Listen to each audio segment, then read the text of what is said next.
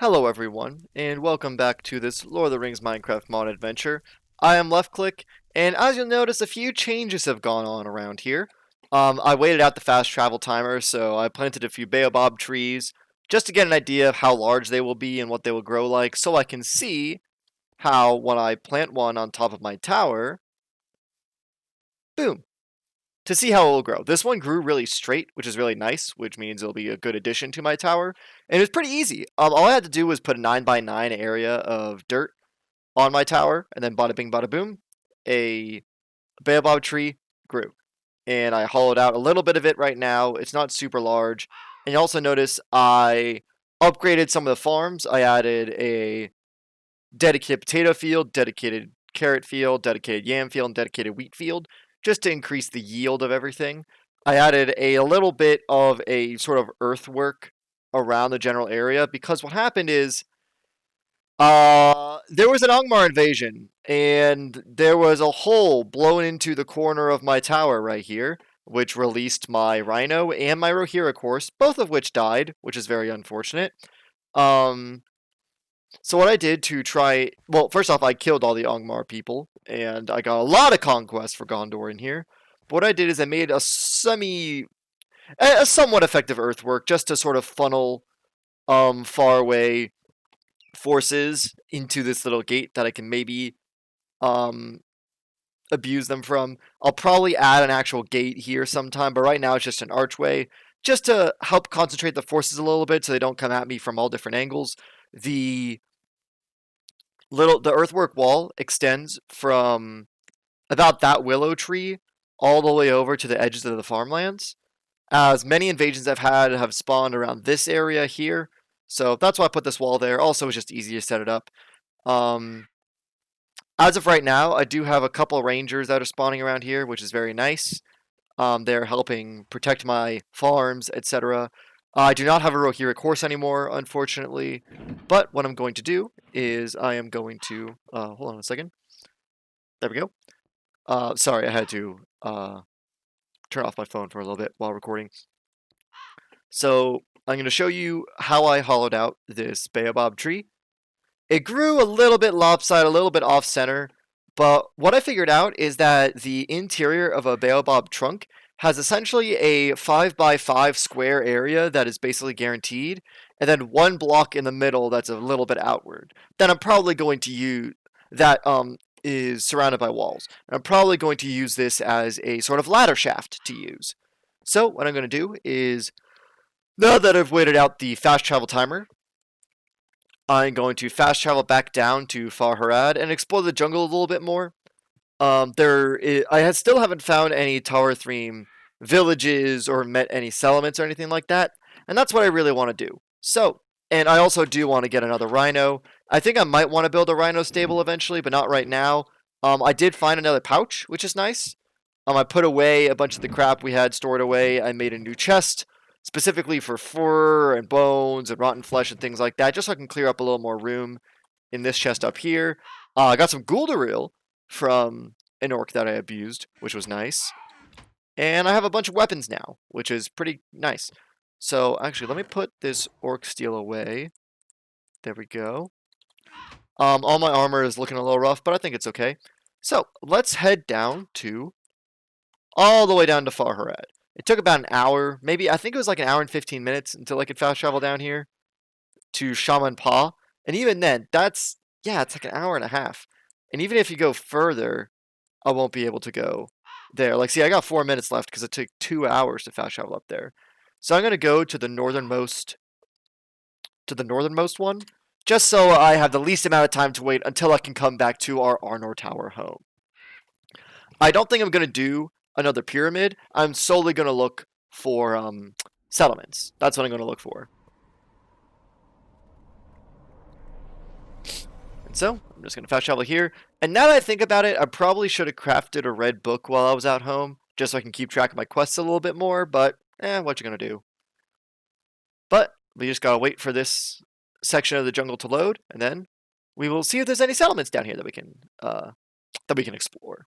And after this, I do want to probably go to this point right here to Pet Torogwraith, I think it might be. Pretoriawaith. I don't know what this area is called now because they keep changing the names just to have a more accurate translation. I'll probably go here, take a boat around here. It is going to be kind of boring, so I'm probably going to fast forward through some of that if we do that. But that involves us actually finding something in the Farharad Mountains. Because I also do want to explore some other Farharad regions. Apparently there's a volcanic region, I think in here, or maybe around here. I don't quite remember. And it is taking a while to load in all this stuff. Good lord. But that's my general course of action. I think actually maybe the volcanoes are like here, maybe? Or over here? I know that there's Farharad volcanoes. Ugh. Ugh. Excuse me. It's still a little early where I am, so yawning a little bit. So I think I'm going to go here, pal around a little bit, see if there's any Taurethrim civilization in the far edges of the forest. And hopefully my game doesn't crash, because this is taking a little bit longer than I anticipated. Oh boy. Oh, while we're on this loading screen, might as well, you know what? I think I'll check in with you guys once the loading screen is done. Give me a second. Never mind. I was planning on fast forwarding that, and then I immediately spawned in. And holy garbanzo beans. I did not know that colossal jungle sapling spawned in here. Holy crap, dude. That's pretty cool. And the canopy is so dark just because of all the tree cover. Hold on, let's see if I can put a torch down, maybe here. Yeah, good lord, look at this. So I think this is a...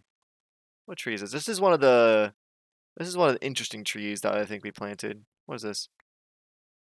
Mahogany. Yeah, we got one of these. So we got mahogany wood, we have a hill over there, we have cocoa. Now that we have more pouches, I do want to grab some of these cocoa plants so I can plant them at the large jungle tree that I planted earlier. That is, if it even lets me harvest them. Oh god. Yeah, with all the leaves and stuff spawning in, it's going to take a while. Come on. I would like to harvest the cocoa. Thank you. Come on. Here we go. Alright, cool. Let's put the cocoa in our large pouch. And then we can plant that whenever we get back. So I think we gotta head south from here. Man, look how large these trees are. What is that? Oh, you're a scorpion. Oh, I've heard of you. So, as you noticed, that was a scorpion. The scorpion looked a little greenish because it is a jungle scorpion. There are two types of scorpions in this mod. They are not canonical in any way to Lord of the Rings, but they added it for flavor. The mod developers added it for flavor. So there's two kinds of scorpions. There's the jungle scorpions, which are poisonous, and they are green, dark green, and they spawn in the forests of the south. And then there's the desert scorpions that spawn near Harad. I think I may have actually encountered some before. I'm not quite sure because it's been a while. But let's see where we can go. We may head down this southern path, see what we can find. I do like how the jungle path has, let's see, these look like stone bricks or Taurethrim bricks. I can never tell because they look so similar. Let's see. Oh yeah, this is Taurethrim brick side. They're a little bit greener, I think, is the difference. I'll have to look at a side-by-side comparison. But until then, ooh, bananas. I can't wait till we get our own banana tree. That's gonna be so fun. Alright, here's the path. There's a very tall hill over there. And let's see if we can find any Taurethrim villages through this very, very thick jungle. I do love the way this jungle is made. The fact that they have these massive trees, like Fangorn sized trees over there. I think that's, I guess, why Fangorn likes the Taurethrim so much. And I forget who I was collecting oakwood for, to be honest. What do I hear? Oh, those are midges. There we go. Goodbye, sir. So midges do spawn down here. Interesting. I thought midges only spawned in Yeah, I thought midges only spawned in Midgewater, but apparently they spawn in the Taurethrim jungles as well. It's pretty cool. Well, let's see if we can maybe get our bearings from a high place. Also, what do flamingos drop? I think they may just drop feathers. And because they don't spawn, they don't give us any meat or anything, I might as well kill as many as possible to collect some feathers so I can make a lot of arrows, because I did have to go through a lot of arrows in the invasion. I do have 42 on me right now, but that's because I had to craft like 2 stacks. And yeah, there was a lot of a lot of Angmar orc archers, but I killed them all. Got a lot of alignment for Gondor. I'm a little bit upset that I didn't stream, but I was just waiting out the fast travel timer, and it wasn't that fun to watch. I think I was just holed up in my tower trying to repair um a hole that was made by Angmar orc bombardiers. Well, Angmar warg bombardier, I actually think, and it was basically just siege warfare. I was just picking off people and just going through all my arrows, so it wasn't that exciting. But because of the breach, I did end up. Oh, what is this? I think this is obsidian gravel. This is obsidian gravel. So I think this is used if you want to make Taurethrim equipment. So what you do is you take some Taurethrim gravel. This is jungle mud. Let's put that down. You take the obsidian gravel, you go to, I think, a millstone or quern or whatever it's called, and it grinds up the gravel into obsidian shards, and those are used as the sort of tool material for lots of Taurethrim equipment. For example, this Taurethrim axe, Taurethrim battle axes, also made with obsidian. Again, very, um, I guess Aztec inspired, but Aztec. I wonder if you can make a maquitl with Taurethrim stuff. If you can make like a club sword thing that reflects the a sort of iconic Aztec weapon outside of the Atlatl. Okay, let's see. Let's go put some obsidian gravel in here and save it for later. Hup, go over here. Ow. Hiya! Because obsidian shards, they would have to be very small to be effective and not just break. So an axe like this, which has like a large obsidian head, probably wouldn't work out too well. You would probably have to make it out of stone that is not as brittle as obsidian or glassy. Obsidian works best as arrowheads or spearheads that don't have to retain their structure. Like a sword blade made out of obsidian, although it is very hard, and therefore when it breaks, it doesn't. So metal, although it can be very hard when it's steel tempered, it is still malleable. So that when you hit things over and over with it, it doesn't chip or break as much as it does bend or have what it's called a mushroom head of a part. So it will bend, the point will bend inward to look like a mushroom cap instead of looking like a straight point. And that's why you can sharpen it to flake off or bend back essentially that mushroom head. Now, obsidian works differently because it is made of stone and it is so brittle and hard, means that if you try and do that, if you try and sharpen it and you strike the obsidian, it will flake off. It won't bend because it's not as malleable. But that also means that when you strike it, whatever edges form won't be rounded or bent or curled over. They will be incredibly sharp. And that's why having an obsidian projectile at you hit you at high speed, it could do a lot of penetrative damage. But that means that longer blades, like swords and stuff, aren't as viable for obsidian, because if you strike, for example, this axe would probably be the most effective thing you can make out of obsidian, like an axe or an awl, because it strikes with force along its long. So let's say you have a rectangle. I'm just going to demonstrate with these blocks. Let's say you have a blade that looks like this. It is thinner this way and longer this way, vertically. If you have a force that comes in, bap, like that, along its skinnier face, that means there is more material going back that the force is applied to, and therefore it is less likely to break because there's a lot of bracing force against it. the percussive force against this side, if it's in the center, can be absorbed by the layers here. But if you hit it over here, there's less layers and it's more likely to break. So if you have an obsidian blade that is really skinny and a sword blade hits along its very long edge. And if you have an obsidian blade like that, it is very skinny and there's not a lot of material to absorb that force, and then it will probably shatter. But if you pierce with it, if you stab it like a long needle, it might be more effective. Although, because of the nature of resistance, if you have a blade that is made of a hard surface and it goes into something like a stab or a thrust, it is still possible that it will experience resistance, like if you're going through a chain shirt. And if you just smack against something that's very hard, if your point doesn't bend and absorb some of that shock will transfer throughout the entirety of the blade. And sometimes that is good. That means it's not concentrated in one spot and that point will not dull. However, if it vibrates the entire blade, there is a chance that if it's enough force, it'll still break. So overall, long blades with obsidian, not a good idea. Mainly short blades or tips for arrows and darts and all that kind of stuff are probably for the best. And I cannot catch a break, can I? I cannot find any Taurethrim civilization here. It's just jungle as far as the eye can see. Maybe there's ocelots here that I can tame. Maybe what we should do is we should jump up here. Excuse me, let's go through here. Let's see if we can go up to that hill and get a good view of our surroundings. And what's our render distance at?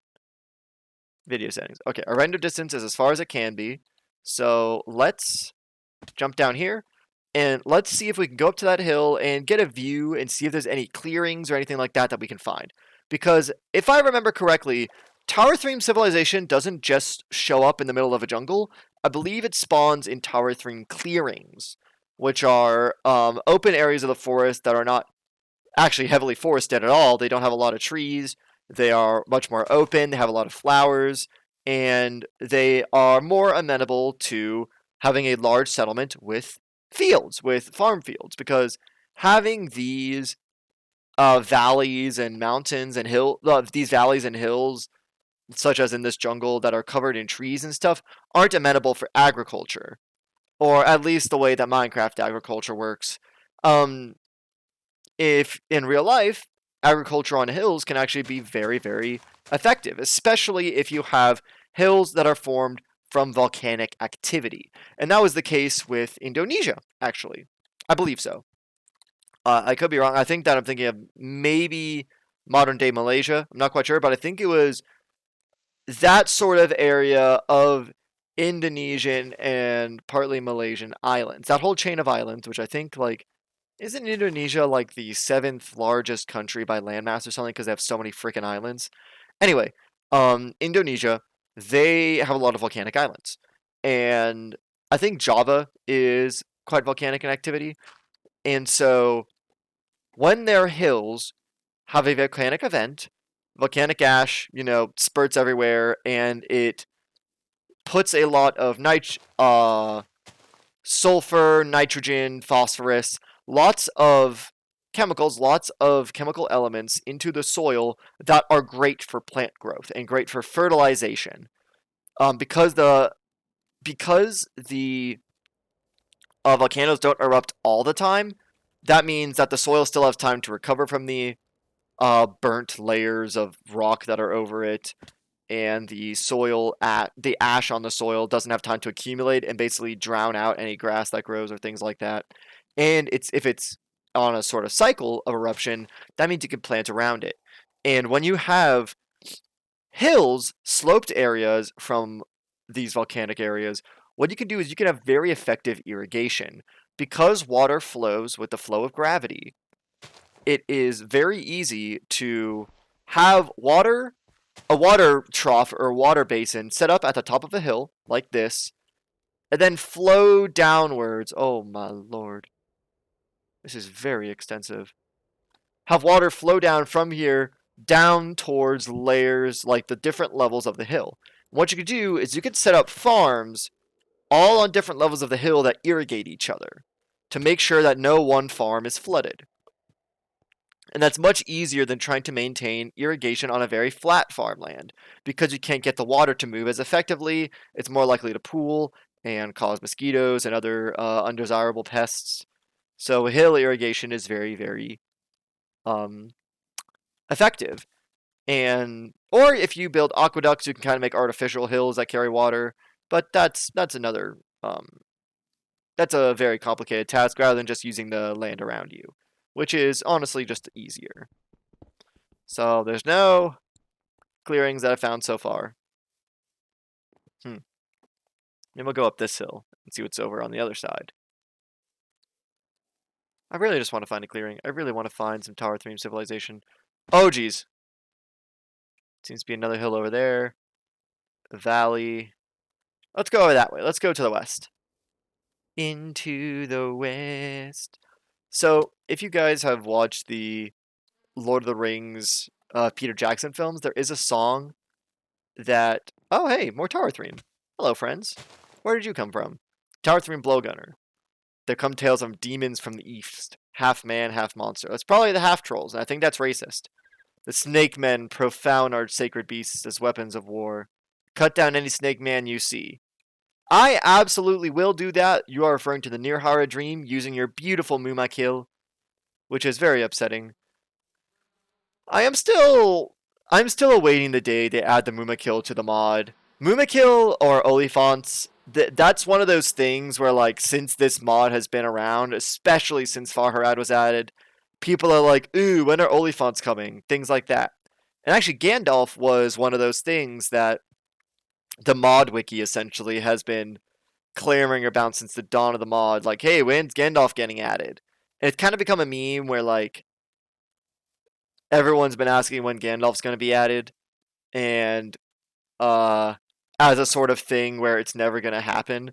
And then this update came out, update 36 or 35, and they added Gandalf, the absolute freaking Mad Lads, as a sort of intro to the quest system of the mod and things like that. Because originally, before Gandalf was added, before the Wandering Traveler was added, you would have to find a chest that you spawned in, and it just gave you a red book and 3 pouches, and that was it. You didn't have an explanation for how the alignment system works or for how to access the Middle Earth menu. It was very much figure it out on your own, which, in fairness, is a little bit closer to how vanilla Minecraft works. But I don't think that the figure it out for yourself mentality works for this mod. I think having a little introduction to some of the mechanics is very useful, especially because you don't want to commit yourself to a certain faction or a certain alignment with a faction very early on. You really want it to be something that develops natural. You want it to be something that you think about, like, all right, I want to ally myself with this person, and therefore I want to check who their enemies are, and things like that. Oh, there's another pyramid. Would you be pissed off if I did that pyramid again? If I just decided to suffer through another pyramid? I think you guys would be. I think you guys would absolutely hate me if I did that. But we're not gonna, because I don't feel like the loot of just, you know, a couple stacks of silver pieces is necessarily worth all the aggravation. However, I did hear from a commenter that I think it was Bam McElvray, or maybe it was someone else. Maybe it was IZ Plays. It was someone who mentioned that the Taurethrim pyramids are actually the only place where you can find golden Taurethrim armor, which I'm quite surprised about, because when we did our pyramid, we only got regular Taurethrim armor. We didn't get golden Taurethrim armor. And apparently golden Taurethrim armor only spawns in those pyramids, and to collect the whole set, you have to do a bunch of pyramids. And I'm not really looking forward to that at all. So, sorry. Maybe if I was playing this in single player, I would spend the time to do that, but not when I'm just vibing in the forest by myself. I just can't justify that to myself, as it were. So what I'm gonna do is I'm going to try and go through. Let's see. I'm gonna try and reach the nearest hill and see if I can get a good another view of my surroundings. if there's nothing really in sight, I'll just have to end the episode and maybe catch up with you when I find a valley. I'll probably just do another thing like I did last time where I just wait out a timer essentially, but instead I'll probably just um wait out the fast travel timer to go further south, maybe, or I'll just keep looking around this area. Who knows? But let's see if we can get to the top of this hill first and get a good look-see. Let's jump up here. Yeah, there we go. Man, I still can't believe that in that path near Shaman Paw, or well, here's the thing. Up here, this is called Shaman Paw with a circle over the A. And I know in Norwegian it's like Og Daispura Eg Tror. But I don't know how it is in the Taurethrim language. What language do the Taurethrim speak is the real question. I do not know. Because the Taurethrim are, again, most of my knowledge of Tolkien comes from like the actual books and the Unfinished Tales. And the Taurethrim are not really a thing in Tolkien's works, and therefore lots of the mod lore of them is conjecture. And therefore, I haven't really looked at the mod lore, and therefore I don't really know what they're talking about in terms of um, history, lore, etc. Right, let's go to this hill up here and see what we can find. Let's go down here. Shkoopadoop. Ow. That hurt. That hurt me. Ah, come on. Come on. Let's go up here. There we go. Alright. Doesn't seem to be a valley here. Maybe there's a vale. Come on, I really want to find a clearing. And if not, I'll just have to end this episode. Oh, hey. It's Mr. Blowgunner. Bakala. You almost sound like that guy from Mortal Kombat with the knives on his arms. I'm sorry, is that racist towards Taurethrim to make fun of their names? I feel like... Oh, man. Oh, man, I don't want to do a racism. I'm a YouTuber. I can't do that. Alright. Also because it's just morally wrong to do a racism, but we're not going to get into that.